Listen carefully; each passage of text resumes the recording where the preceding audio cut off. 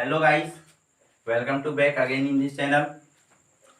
तो last class में हम लोगों ने क्या कवर कर लिया था कि मैट्रिसेस एंड उसके पूरे टाइप्स और अलजेब्रा ऑफ मैट्रिसेस। उसके बाद आगे चल के पढ़ा मल्टीप्लिकेशन ऑफ मैट्रिसेस। ठीक है। उसके बाद कल ही हम लोगों ने खत्म किया symmetric and askew symmetric and उसके कुछ इंपॉर्टेंट थ्योरम। ठीक है। तो यहाँ पर मैट्रिसेस का लेक्चर खत्म होता है पूरी तरीके से। तो जो कि हम लोग मैट्रिसेस पढ़े 9 लेक्चर हुआ। तो अगर आप कोई स्टूडेंट अगर नए हैं तो आप पहले सबसे मैट्रिसेस को पढ़े, क्योंकि जो डिटरमिनेंट है एक नया टॉपिक है, बट आप ज्यादा क्लियरिटी के लिए आप मैट्रिसेस को पहले पढ़ सकते हैं। ठीक है। अगर डायरेक्ट डिटरमिनेंट भी स्टार्ट करें तो कोई दिक्कत नहीं, समझ में आ जाएगा, लेकिन थोड़ा बेसिक मैट्रिक्स का आना चाहिए। ठीक है। तो हम लोगों ने मैट्रिसेस का जो सबसे पहले बेसिक था उसको क्लियर कर लिया। उसके बाद मल्टीप्लिकेशन, ट्रांसपोज, उसके बाद मल्टी सिमेट्रिक या रेस्क्यू सिमेट्रिक। ठीक है। तो आगे एक चैप्टर आपको मिलेगा एलिमेंट्री ट्रांसफॉर्मेशन करके inverse of a matrix find करना, कि मैट्रिक्स का इनवर्स बोले तो कि कोई मैट्रिक्स है तो उसका ये इनवर्स कैसे हम लोग फाइंड करते हैं। ठीक है। तो आपको ये इनवर्स फाइंड करने के लिए आपको मैं बाद में बताऊंगा। उससे पहले हम लोग जंप कर रहे हैं डिटरमिनेंट में। ठीक है। डिटरमिनेंट में तो देखिए ये लेक्चर 1 है डिटरमिनेंट का, और आज हम लोग सिर्फ उसका बेसिक्स सीखेंगे। ये भी नहीं, ये भी इजी टॉपिक है, बस इसका जो प्रॉपर्टी बताएंगे। बस सारा डिटरमिनेंट का जितना भी क्वेश्चन होगा अगर आप प्रॉपर्टी समझ गए तो आपके लिए पूरा इजी वे हो जाएगा। ठीक है। तो देखिए लेट नहीं करते हुए डिटरमिनेंट को स्टार्ट करते हैं। देखिए सबसे पहले डेफिनेशन देखते हैं क्या होता है डिटरमिनेंट। क्या होता है डिटरमिनेंट? तो देखिए क्या बोल रहा है, to every square matrix, to every square matrix, point को नोट करते जाइए। क्या बोल रहा है? टू एवरी स्क्वायर मैट्रिक्स, प्रत्येक स्क्वायर मैट्रिक्स के लिए आने की, इसका मतलब निकला कि जो डिटरमिनेंट आपका होगा वो क्या होगा, एक स्क्वायर मैट्रिक्स के ही फॉर्म में होगा। और क्या, ये आइज है of order N, square matrix है तो स्क्वायर मैट्रिक्स तो आपको पता ही है कि जिसमें number of row and number of column equal होता है। तो ऑर्डर एन बोलने का मतलब वही है कि नंबर ऑफ रो भी एन ही होगा एंड नंबर ऑफ कॉलम भी कितना होगा, एन ही होगा। वी कैन एसोसिएट या नंबर, क्या बोला मैट्रिक्स में हम फर्स्ट लेक्चर जब बता रहे थे तो उसका बेसिक में हम बताए थे कि जो मैट्रिसेस होता है क्या होता है, सिंपली एंट्रीज या फिर एलिमेंट का क्या होता है, अरेंजमेंट होता है। क्या होता है, अरेंजमेंट। हम एलिमेंट को या फिर एंट्रीज को क्या करते हैं, अरेंज करके रखते हैं। किसके फॉर्म में, in the form of row and column, या तो रो के फॉर्म में या फिर कॉलम के फॉर्म में। बट ये क्या बोल रहा है कि डिटरमिनेंट आपको अगर बोला जाए तो देखिए क्या बोला डेफिनेशन की, square matrix of order N, कोई भी एक स्क्वायर मैट्रिक्स होगा तो वी कैन एसोसिएट या नंबर, कोई भी एक नंबर को हम एसोसिएट कर सकते हैं। आने की सिंपली डिटरमिनेंट कुछ नहीं, सिंपली एक वैल्यू है, क्या एक नंबर है, या फिर हम कह सकते हैं कि the value of square matrices, every square matrices, पूरे स्क्वायर मैट्रिसेस का, जितने भी मैट्रिसेस आपका स्क्वायर मैट्रिक्स होंगे उसका अगर आप वैल्यू फाइंड कर लेते हो तो उसी को बोला जाता है डिटरमिनेंट, बाकी कुछ है नहीं। तो क्या बोला, एसोसिएट या नंबर, वो रियल भी हो सकता है और कॉम्प्लेक्स भी हो सकता है। ठीक है। तो कॉल डिटरमिनेंट, तो क्या बोला कि एक नंबर को एसोसिएट कर रहे, तो एक वर्ड में बोला जाए तो डिटरमिनेंट क्या है, the value of square matrices या फिर एवरी स्क्वायर मैट्रिसेस। ठीक है। तो आने की मैट्रिसेस में क्या होता था, सिंपली मैट्रिसेस में हम लोग देखते थे तो क्या करते थे, मैट्रिसेस में हम लोग सिर्फ अरेंजमेंट करते थे। क्या करते थे, अरेंजमेंट, किसको, एलिमेंट को या फिर एंट्रीज को, किसके फॉर्म में, रो या फिर कॉलम में। बट डिटरमिनेंट में ऐसा नहीं होगा, डिटरमिनेंट भी आपका मैट्रिसेस ही होगा। क्या बोला, एवरी स्क्वायर मैट्रिसेस ही होगा, बट क्या होगा कि इसमें एक वैल्यू फाइंड किया जाएगा, इसका जो फाइनल कुछ वैल्यू निकलेगा उसी को क्या बोला जाता है, डिटरमिनेंट। उसमें सिर्फ अरेंज करके रखते थे, बट यहाँ पर क्या निकालना होगा, हमको वैल्यू फाइंड करना होगा। क्या होगा कि उसके बाद इट इज डिनोटेड बाय, ये मॉडुलस ऑफ के आप लोग पढ़े होंगे, बट इसको मॉडुलस ऑफ ये ना पढ़ के क्या बोला जाता है, डिटरमिनेंट ऑफ ये, या फिर डिटरमिनेंट स्मॉल लेटर में ब्रैकेट में ये, या फिर दे, या फिर दे। या फिर मतलब ट्रायंगल का साइन देके आप डिटरमिनेंट को भी शो कर सकते हैं। और क्या बोला, it is defined only square matrices, इसको सिर्फ डिफाइन किया जाएगा स्क्वायर मैट्रिसेस के लिए, ये दूसरे मैट्रिसेस के लिए डिफाइंड होगा ही नहीं, ये हमेशा डिफाइंड होता है स्क्वायर मैट्रिसेस के लिए। ठीक है, जैसे एग्जांपल बात करें हम कि 2 1 0 5, ये आपका एक मैट्रिक्स है, क्या है, मैट्रिक्स है, ये आपका क्या स्क्वायर मैट्रिक्स है, आराम से कितने ऑर्डर का, 2 ऑर्डर का। तो अगर हम डिटरमिनेंट ऑफ ये लिखें तो क्या हो जाएगा, सिर्फ 2 1 0 5। बस क्या करना है, मैट्रिसेस को यहाँ पर क्या होता था, एरे का साइन होता था ना, तो डिटरमिनेंट में कुछ नहीं करना है, बस 2 वर्टिकल लाइन दे देना है। क्या दे देना है, 2 वर्टिकल लाइन। ठीक है, आपका सिर्फ क्या हो जाएगा, वो डिटरमिनेंट। ठीक है, अब इसका वैल्यू कैसे फाइंड करते हैं, मैट्रिक्स आपका अगर एक ऑर्डर का रहे या फिर 2 ऑर्डर का या फिर 3 ऑर्डर का, तो उसका हम वैल्यू कैसे फाइंड करते हैं, तो इसके आगे देखते हैं वैल्यू फाइंड करना।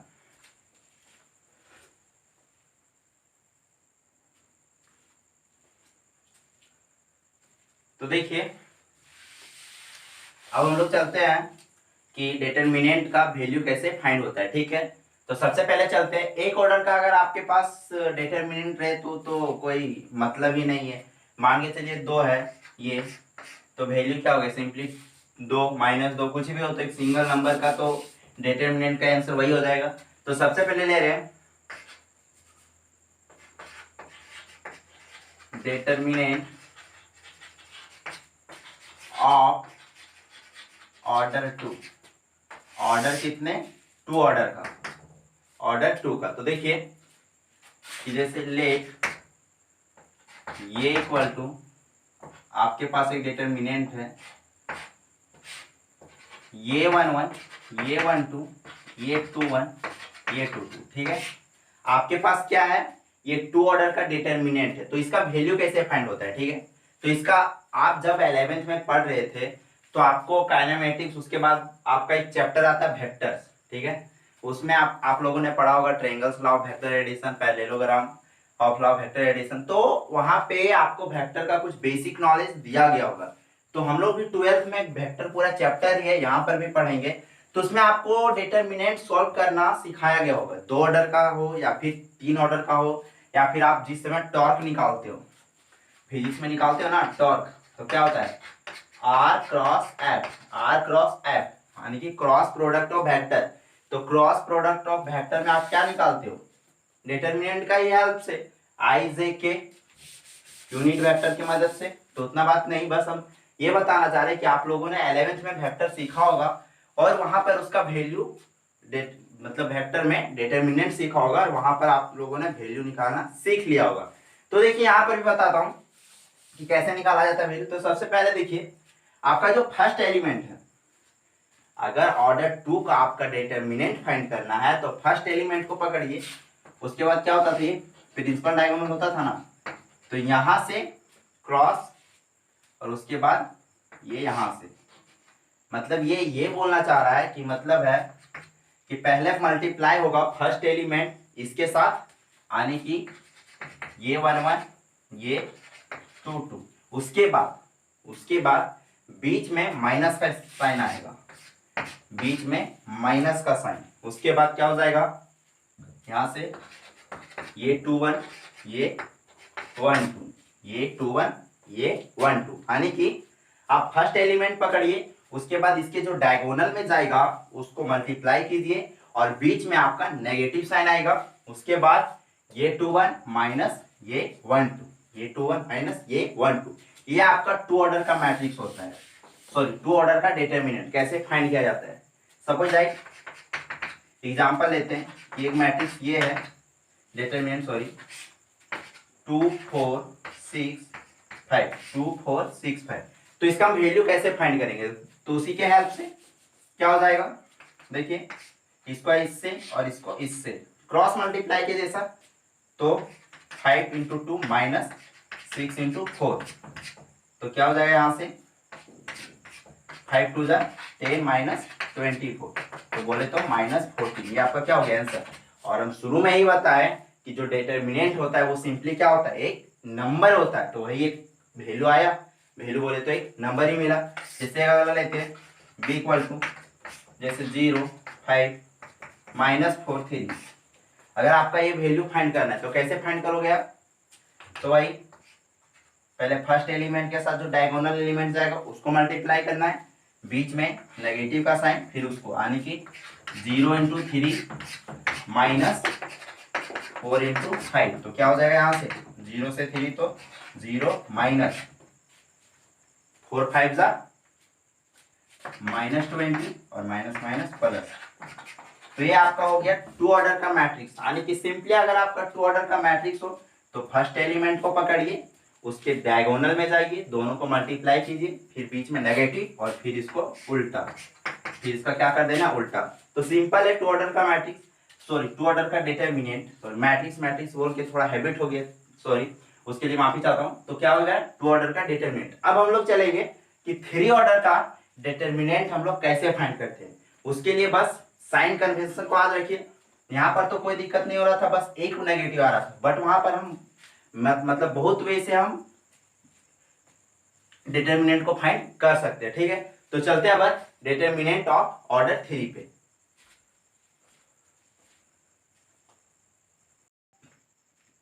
अब हम लोग चलते हैं कि थर्ड ऑर्डर का डिटरमिनेंट हम लोग कैसे फाइंड करते हैं। ठीक है, तो बस सिंपल है, कुछ नहीं है। तो देखिए डिटरमिनेंट ऑफ ऑर्डर 3, तो थर्ड ऑर्डर का डिटरमिनेंट कैसे फाइंड करते हैं। तो सबसे पहले उसके पहले हम लोग को एक डिटरमिनेंट लेना होगा थर्ड ऑर्डर का। तो देखिए ले रहे हैं हम लोग ये 11, ये 12, ये 13, ये 21, ये 22, ये 23, ये 31, 32, ये 33, ये आपका थर्ड ऑर्डर का डिटरमिनेंट है। अब इसका वैल्यू हम कैसे फाइंड करेंगे। तो अभी हम लोगों ने देखा कि टू ऑर्डर का डिटरमिनेंट हम लोग कैसे फाइंड कर रहे थे। सबसे पहले फर्स्ट एलिमेंट को पकड़िए, उसके बाद उसके डायगोनल में जाइए, क्रॉस मल्टीप्लाई, फिर बीच में नेगेटिव का और फिर इधर से। ठीक है, तो इसमें हम लोग कैसे फाइंड करते हैं, थोड़ा सा देखिए इसमें साइन कन्वेंशन क्या रहता है। तो थर्ड ऑर्डर का मैट्रिक्स रहेगा ना, तो उसमें साइन कन्वेंशन क्या होता है। तो साइन का लफड़ा होता है, तो क्या बता दे रहा हूं, plus minus plus minus plus minus plus minus plus, आने की शुरू में आपको प्लस से स्टार्ट करना है। शुरू जो एलिमेंट होगा ये 1 1, वहां आपको प्लस से स्टार्ट करना है। उसके बाद अल्टरनेट साइन चलेगा। क्या बोल रहा हूं, अल्टरनेट साइन, आने की एक प्लस तो फिर उसके बाद माइनस। कहीं से भी देखिए यहाँ पर प्लस है तो फिर नीचे आए तो माइनस, उसके बाद फिर प्लस, यहाँ पर प्लस है तो यहाँ पर माइनस है ना, फिर प्लस, यानी कि रो और कॉलम में चल रहे तब। ठीक है, तो देखिए साइन कन्वेंशन के अनुसार यहाँ पर क्या हो जाएगा, प्लस माइनस प्लस। ठीक है, मतलब इतना तो पता ही होगा कैसे क्या होता है, यानी कि साइन कन्वेंशन आपको याद रखना ही पड़ेगा, प्लस माइनस प्लस। तो देखिए कैसे होता है। सबसे पहले हम एक्सपेंड कर रहे हैं, एक्सपेंडिंग, यानी कि ये इस डिटरमिनेंट को हम छोटा कर रहे हैं किसके रूप में, देखिए एक्सपेंडिंग अलोंग R1, ये रो 1 है, इसके अलोंग हम लोग डिटरमिनेंट को सॉल्व कर रहे हैं। तो देखिए क्या हो जाएगा, सबसे पहले फर्स्ट एलिमेंट को पकड़िए। सबसे पहले फर्स्ट एलिमेंट कौन है, R1 में कौन है, ये 1 1, ये 1 2, ये 1 3। ठीक है, तो क्या हो जाएगा ये 1 1, ये 1 1। अब क्या होगा, सो देखिए ये 1 1 जो जिस रो में है एंड जिस कॉलम में, उस कॉलम को हटाना है। इसका मतलब कि ये 1 1 है तो इसको पूरा ढकना है, यानी कि इसको पूरा एक तरीके से कैंसिल कर दीजिए। और ये 1 1 इस रो में था, किस कॉलम में आ रहा है, ये इस कॉलम में, तो इसको हटा दीजिए।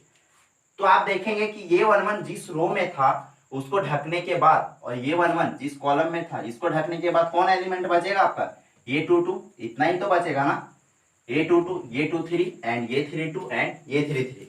तो आपको वो टू ऑर्डर का डिटरमिनेंट बना देना है, यानी कि टू ऑर्डर का डिटरमिनेंट ये 2 2, ये 2 3, ये 3 2 एंड ये 3 3।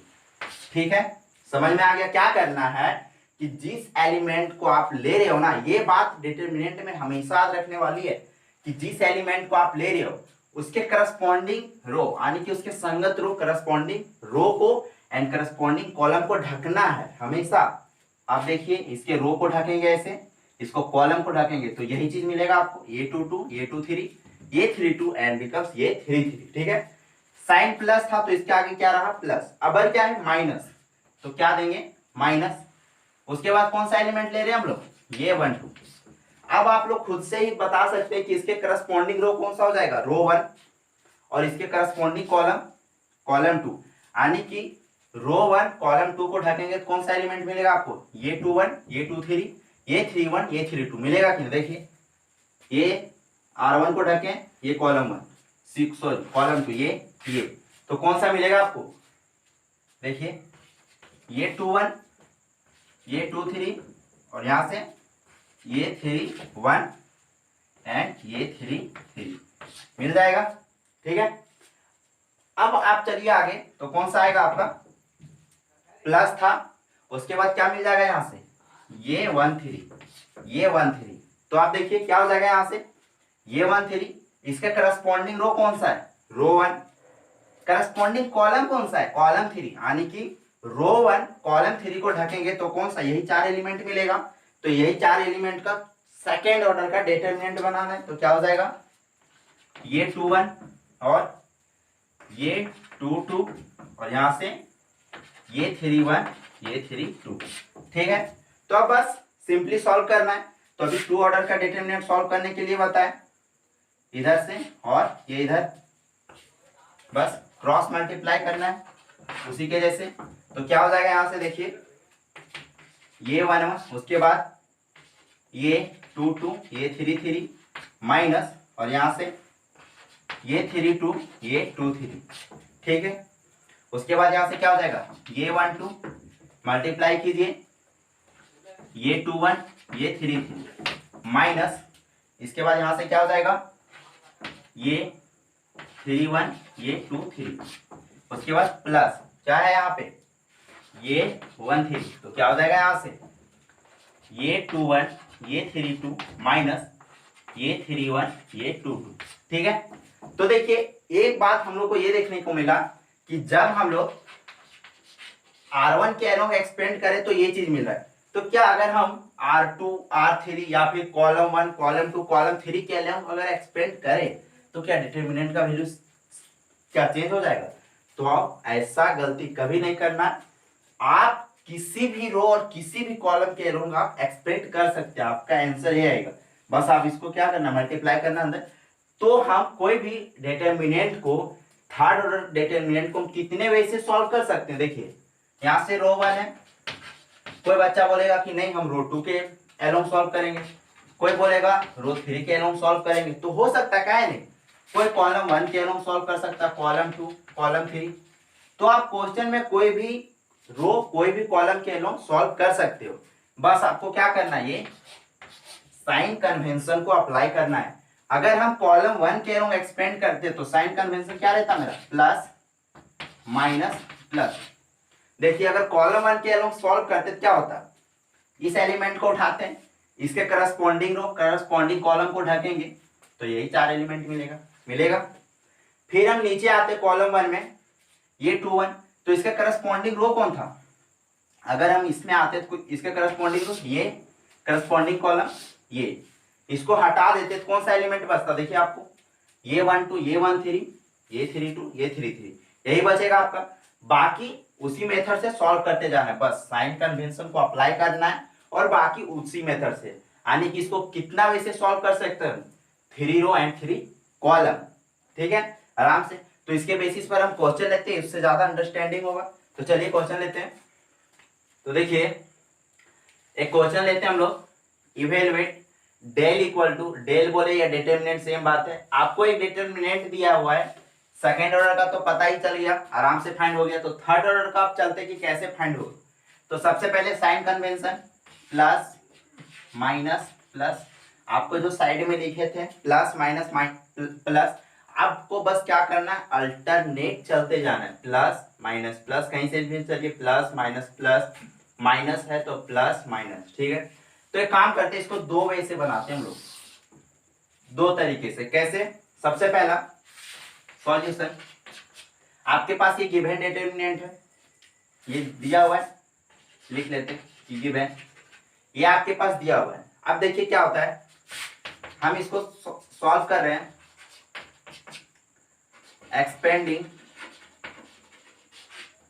एक्सपेंडिंग अलोंग R1, हम लोग क्या कर रहे हैं, सबसे पहले काम कर रहे हैं कि देखते हैं, अभी बोले थे कि वो बात सेटिस्फाई होता है कि नहीं। आपको R1 R2 R3 या फिर कॉलम 1 कॉलम 2 कॉलम 3, आप छहों में से किसी भी वे से आप सॉल्व करोगे तो डिटरमिनेंट का वैल्यू आपका सेम आएगा।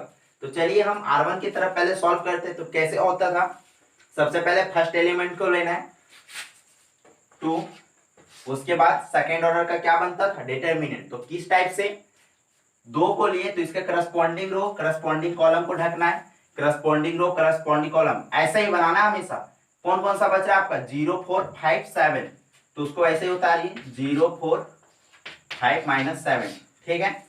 उसके बाद बीच में क्या आता है, माइनस का साइन, ठीक है। R1 में चल रहे हैं तो 2 के बाद कौन सा एलिमेंट आएगा, कौन सा, -3, तो क्या बन जाएगा -3। उसके बाद जब हम -3 के कॉलम और इसके करस्पॉन्डिंग रो को ढकेंगे तो कौन कौन सा एलिमेंट मिलेगा आपको, देखिए 6 4 1 7, 6 4 1 -7, ठीक है। इसके आगे चलते हैं तो कौन सा एलिमेंट है, 5, कौन सा है 5। अब इसके करस्पॉन्डिंग रो एंड कॉलम को ढकिए, तो इसके करस्पॉन्डिंग रो तो रो 1 कॉलम C3, तो क्या मिल जाएगा, देखिए अगर ऐसे ढकते तो देखिए आराम से दिखाई दे रहा है आपको 6 0 1 5, ठीक है। बस अब आपको वही सॉल्व करना है। सेकेंड ऑर्डर का डिटरमिनेंट आ गया, सिंपल है। देखिए क्या हो जाएगा, यहां से 2, यहां से 0 को -7 से मल्टीप्लाई करेंगे तो 0 ही, यहाँ पे -4 5 20, यहाँ से माइनस माइनस +3, यहाँ से -42 और यहाँ से -4, ठीक है। इसके बाद यहाँ से कितना बन जाएगा आपका +5 और यहाँ से 6 5 30 और उधर -0, ठीक है। तो देखिए 0 में 20 गया तो -20 -22 -40, यहाँ से +3 इंटू कितना हो गया ये -46, ठीक है। और यहाँ से कितना हो गया आपका 5 0 0 5 3 15 150, तो यहाँ से कितना हो गया -40 और यहाँ से मल्टीप्लाई कीजिए 6 3 18, एंड में 1 4 3 12 30 प्लस 150, तो कितना हो जाएगा यहाँ से। तो देखिए एक काम कर रहे हैं, 40 है, इसको 12 दे देते कितना हो जाएगा 150, तो ये कट के कितना बना देगा ये -28। तो आपका जो आंसर निकला कितना है आपका ये -28। अब इसके चलते हैं कि अगर हम कॉलम 1 के अलोंग अगर एक्सपेंड करते तो क्या मेरा वैल्यू सेम आता है। तो चलिए देखते हैं हम लोग कि, या फिर वे टू दूसरे तरीके से देखिए, एक्सपेंडिंग अलोंग C1, अगर C1 के अलोंग हम एक्सपेंड करें तो क्या मेरा वैल्यू सेम मिलेगा। चलिए देखते हैं, C1 है plus minus plus, sign convention को हमेशा लेके चलना है। तो C1 में पहले कौन सा एलिमेंट आएगा 2, तो इसका करस्पॉन्डिंग रो कॉलम, तो क्या मिल जाएगा 0 4 5 -7, ठीक है। उसके बाद -6 उसके बाद क्या हो जाएगा, इसके करस्पॉन्डिंग रो कॉलम क्या हो जाएगा -3 5, इधर से 5 -7, ठीक है। उसके बाद कौन सा एलिमेंट मिलेगा आपको कॉलम 1 में +1, तो +1 के करस्पॉन्डिंग रो ये कॉलम ये, तो कौन सा एलिमेंट मिल रहा है आपका -3 5 0 4, तो क्या हो जाएगा यहाँ से देखिए आपको, बस अब सॉल्व करना है उसी तरीके से। सेकेंड ऑर्डर का डिटरमिनेंट, तो 0 को मल्टीप्लाई करेंगे तो कोई बात नहीं, 0 यहाँ से -20 और यहाँ से -6 और यहाँ से कितना हो जाएगा माइनस माइनस प्लस 21 -25 प्लस 1 से तो कोई इफेक्ट नहीं पड़ेगा, तो 4 3 -12 और वो तो 0 बना देगा, तो कितना आ रहा है आपका -40 और यहाँ से कितना हो जाएगा आपका 46 है ना, कितना हो जाएगा 6 इंटू 21 में 25 चल जाएगा, कितना आ जाएगा आपका -4, और यहाँ से प्लस माइनस माइनस, तो क्या हो गया यहाँ से -40 और यहाँ से +24 -12। तो देखिए 24 में 12 जाएगा, कितना बचेगा 12, और फिर -40 में +12 चल जाएगा, कितना आएगा -28। यानी कि अगर आप कोई भी, हम अभी बताएं कि 6 वेज है आपके पास, 3 रो 3 कॉलम, किसी भी एलोंग आप एक्सपेंड करोगे, किसी भी एलोंग आप डिटरमिनेंट का वैल्यू निकालोगे तो सेम आएगा। तो इसमें भी क्या मिला -28, और इसमें भी वैल्यू क्या आ रहा है आपका -28। यानी कि इस कंक्लूजन निकला कि कोई भी 6 वेज है तो आप किसी भी एलोंग एक्सपेंड करोगे तो आंसर आपका सेम मिलेगा। ठीक है, तो चलते हैं नेक्स्ट क्वेश्चन की ओर। देखिए आपके पास एक नेक्स्ट क्वेश्चन दिया हुआ है कि इफ ये इक्वल टू 1 2 4 2, ठीक है, तो आपके पास ये एक मैट्रिक्स के फॉर्म में दिया हुआ है। तो क्या बोला है, ट्वाइस ऑफ ये, क्या हो रहा है कि 2 पहले मल्टीप्लाई कीजिए पूरा मैट्रिक्स में, फिर उसका डिटरमिनेंट लीजिए, उसके बाद वो जो डिटरमिनेंट का वैल्यू आएगा तो वो 4 से मल्टीप्लाई करने के बाद सेम होगा। तो चलिए सबसे पहले हम लोग देख रहे हैं, ये आपके पास दिया हुआ है क्या है गिवन, तो सबसे पहले ट्वाइस ऑफ ये निकालते हैं मैट्रिक्स में। तो मैट्रिक्स के मल्टीप्लिकेशन में ये डिटरमिनेंट का मल्टीप्लिकेशन नहीं है, ये आपका जो मैट्रिक्स है 2 ये पूरा क्या है मैट्रिक्स, उसके बाद उसका डिटरमिनेंट लिया गया है। तो क्या हो जाएगा 2 4 8 4। अब चलिए इसका डिटरमिनेंट निकालते हैं। अब इसका फाइनली डिटरमिनेंट होगा, तो क्या हो जाएगा 2 4 8 4। तो क्या हो जाएगा डिटरमिनेंट में 4 2 जा 8, यहाँ से 32, क्या आया -28, सॉरी 32 तो 24, ठीक है 8 32, ठीक है। आपका ये क्या मिला -24, ये आपका क्या था LHS। अब चलते हैं 4 ऑफ डिटरमिनेंट ऑफ ये, तो 4 डिटरमिनेंट ऑफ ये क्या हो जाएगा, बस उसका मॉडुलस लगा देना दोनों तरफ, यानी कि वर्टिकल बार। तो क्या हो जाएगा 4, यहाँ से बस 2, बीच में -8, तो क्या हो गया 4 इंटू 2 में 8 गया तो -6, तो -24। तो आपका ये जो निकला कंक्लूजन क्या था कि ट्वाइस ऑफ ये equal to 4 of determinant of ये, यानी कि मल्टी मैट्रिक्स में पहले क्या किए 2 का मल्टीपल, फिर उसका डिटरमिनेंट लिए, उसके बाद तो बाहर निकल के क्या हो रहा है ये स्क्वायर हो गया। तो ये स्क्वायर नहीं हुआ, बस ये क्या हुआ सो देखिए, ये कितने ऑर्डर का मैट्रिक्स था 2 ऑर्डर का स्क्वायर मैट्रिक्स था। तो क्या हुआ ये इसका स्क्वायर हो गया, 2 का कितना बन गया 4। अगर 3 ऑर्डर का मैट्रिक्स होता तो क्या होता वहां पे क्यूब बन जाता। तो एक जनरल में हम लिख सकते हैं कि इन जनरल डिटरमिनेंट में अगर कोई के क्या है स्केलर है, के क्या है स्केलर है, तो आपका ये के पहले मैट्रिक्स में मल्टीप्लाई होता है, उसके बाद अगर हम उसका वैल्यू अगर डिटरमिनेंट निकालते हैं तो वो किसके इक्वल आता है k to the power n, और ये n क्या है आपका, n क्या है ऑर्डर ऑफ मैट्रिक्स बोलिए या फिर डिटरमिनेंट, सेम बात है। आने की अब इसी को पुट करते हैं यहाँ पे, 2a था तो क्या हो जाएगा 2 का पावर n, n क्या बता रहा है ऑर्डर ऑफ मैट्रिक्स, क्या बता रहा है n ऑर्डर ऑफ मैट्रिक्स, यानी कि अगर 3 ऑफ ये होगा और अगर आपका ऑर्डर आपका क्या हो जाएगा, मान के चलिए 2 ही लेते, k का वैल्यू 2 रखें और ऑर्डर आपका 3 रहेगा, तब क्या हो जाएगा यहाँ से 2 का power cube and determinant of ये आपका एक कंक्लूजन है, प्रॉपर्टी बोलिए, जो भी फॉर्मूला नोट जो भी बोलिए, ये आपका एक अच्छा है, डायरेक्ट एग्जाम में पूछा जा सकता है कि आपको ये शो करना है। अगर आपका एक जनरल बोल दिया जाए कि के ये है तो आपको ऑप्शन दे देगा कि 4 ऑप्शन की के एन डिटरमिनेंट ऑफ ये, तो क्या हो जाएगा, तो सिंपली क्या करना है जितने ऑर्डर का मैट्रिक्स होता है उसमें के का पावर लगा देना, सेम बात है। तो चलिए आज के लिए हम लोग इतना ही रखते हैं कि आज डिटर्मिनेंट का बेसिक हुआ। आज कुछ क्वेश्चन हम होमवर्क में दे देते हैं और कल का लेक्चर जो होगा सिर्फ डिटर्मिनेंट का प्रॉपर्टी जितना होता है।